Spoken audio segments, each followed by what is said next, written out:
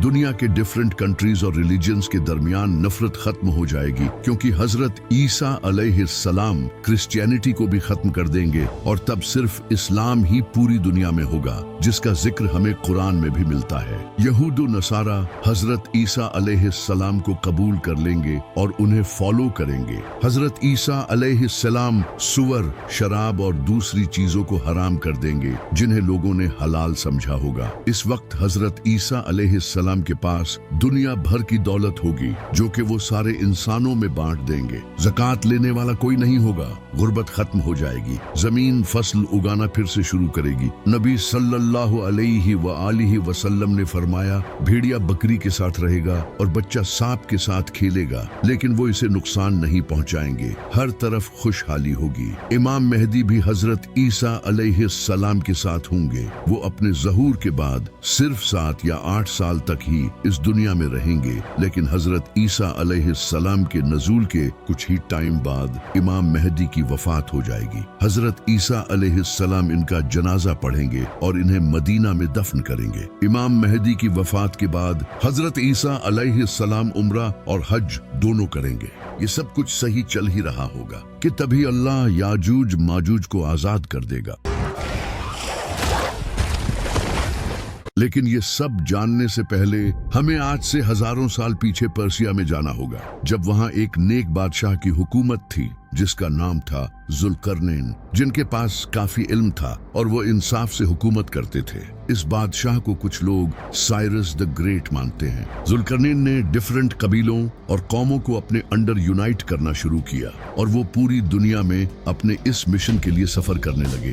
वो वेस्ट और ईस्ट में भी गए। यूं ही सफर करते हुए वो एक वादी पहुंचे जो कि 2 पहाड़ों से घिरी हुई थी। वहां जुल्करनैन को कुछ लोग मिले जो कि एक डिफरेंट लैंग्वेज बोलते थे। उन्होंने जुल्करनैन से कहा कि हम याजूज माजूज से बहुत तंग हैं, वो पूरी दुनिया में फसाद फैला रहे हैं। क्या आप हमारे और इनके दरमियान एक दीवार खड़ी कर सकते हो? हम इसके बदले आपको कुछ पैसे भी देने को तैयार हैं। तो जुल्करनैन ने कहा कि मुझे मेरे रब ने जो दिया है वो इन पैसों से कहीं बेहतर है, मुझे बस तुम्हारी मदद चाहिए। तो इसके बाद जुल्करनैन ने इनकी मदद से लोहे को पिघलाकर दीवार बनाना शुरू की और इन 2 पहाड़ों के दरमियान एक बड़ी लोहे की दीवार बना दी और इससे याजूज माजूज इस दीवार के पार कैद हो गए।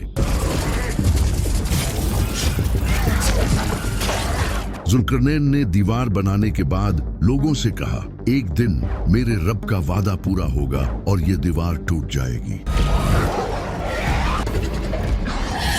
इसके बाद जुल्करनैन वापस चले गए और क़यामत तक के लिए वो दीवार मुसलमानों की गर्दन पर तलवार की तरह लटक रही है। लेकिन इमाम मेहदी की वफात के बाद ये दीवार टूट जाएगी।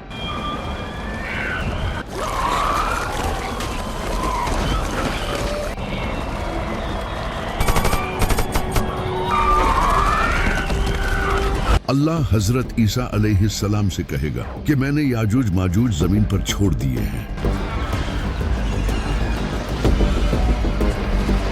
जिनसे कोई लड़ नहीं सकता, तो तुम मेरे बंदों को पहाड़ पर ले जाओ। तो हजरत ईसा अलैहिस्सलाम अपने साथियों को कोहे तूर पर ले जाएंगे, वही पहाड़ जहां हजरत मूसा अलैहिस्सलाम ने अल्लाह से बात की थी। याजूज माजूज पूरी दुनिया में तबाही मचाएंगे।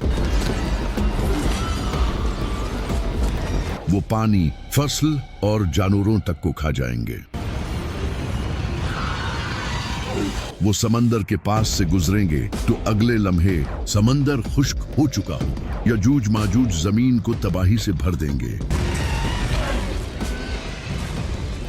दूसरी तरफ हजरत ईसा अलैहिस्सलाम अपने साथियों के साथ पहाड़ पर ठहरे होंगे। वहां उन्हें भूख प्यास का सामना करना पड़ेगा। तो हजरत ईसा अलैहिस्सलाम अपने साथियों के साथ अल्लाह से दुआ करेंगे और अल्लाह इनकी इस दुआ को कबूल कर लेगा।